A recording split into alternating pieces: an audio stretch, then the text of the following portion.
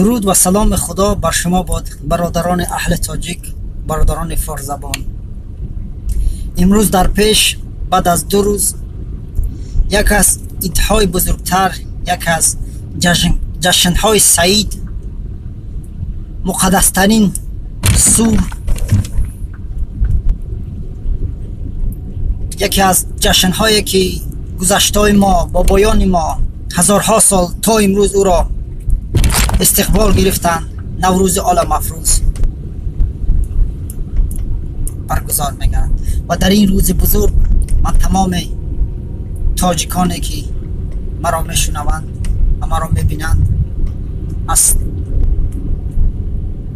دل و جان، از صمیم دل آنها را تبریک میگویم. و باز نوروز قریب آمد و باز بحث و دشنام ها بین انسان هایی که حقیقت نوروز هم میدانند و بین جاهلان باز دوچند می شود.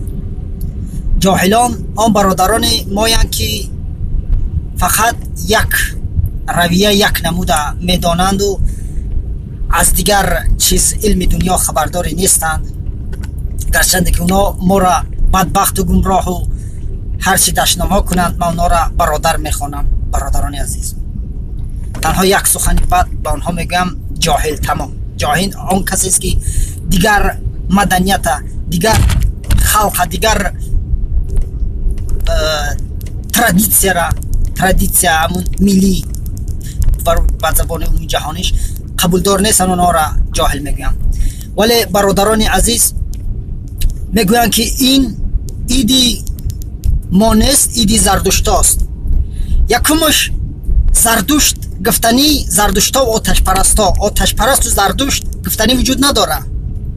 زردشت انسانی بود که خود را همچون با قول گویا که پیغمبر اعلان کرد، با قول دیگر او را پیغمبری رسید، لیکن من باور ندارم او خود را همچون انسانی بود. ولیکن پیروان او زردشتی هستند. و آتش پرست نیست.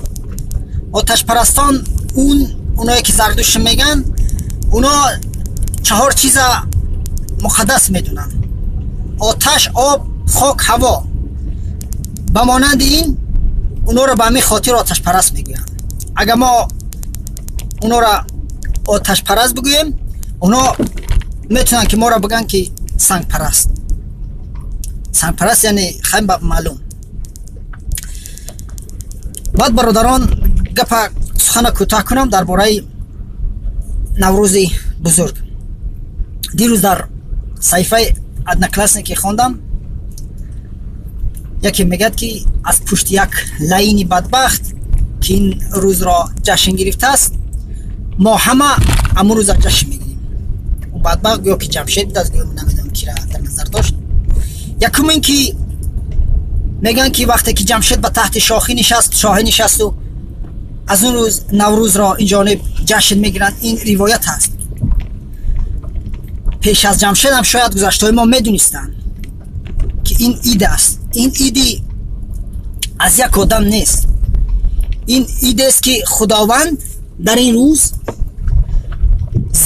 شب را برابر کرد و زمستان را دور کرد و به جای زمستان بهار را آورد. این از روی سخنا و ایروی دین و ایروی عقیده و ایروی یگان چی نیست. این تنها ایروی علم حقیقت است که یعنی آغاز بهار است. من اگر بگم که نوروز نیست، لیکن وای می بیاید.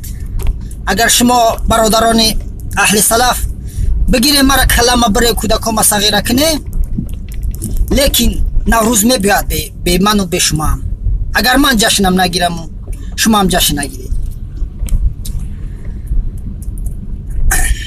و به همین خاطر این ایدی است که خدا داده است، چون در قرآن آمده است. من قدر درود نیست، به فکر این است که به زبان فارسیش بگردونیم،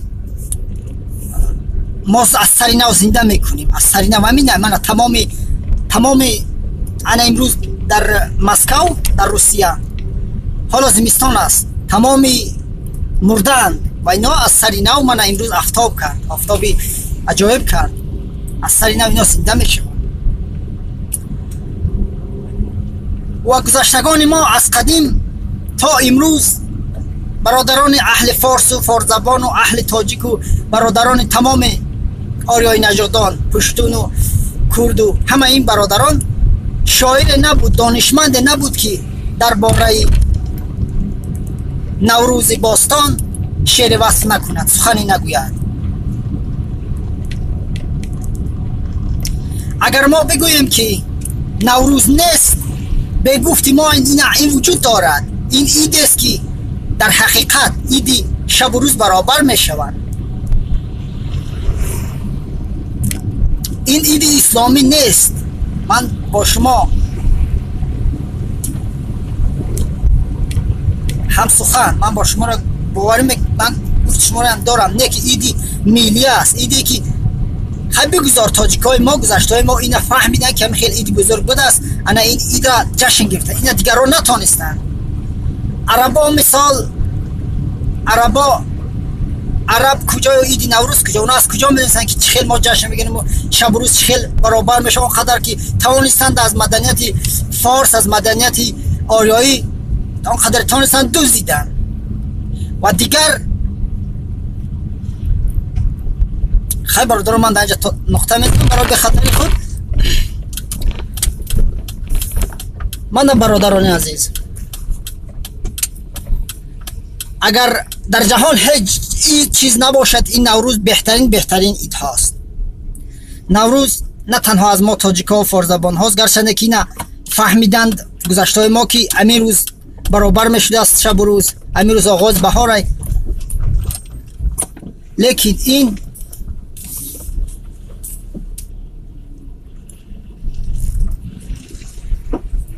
این نوروز روز بزرگ است. نوروز این انسانی که میگه که نوروز نیست، او انسان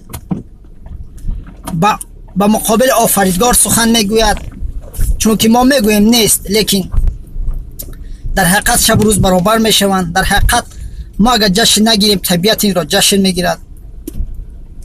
این سال نوی اساسی است، سال نوی راستی است که جمهوری اسلامی ایران و جمهوری برادری افغانستان امروز این سال نو را جشن میگیرند، سال نو حقیقت را. افسوس که ما جشن نمیگیریم این سال نو را. من برادران با چی گپ بگیم؟ خیلی بسای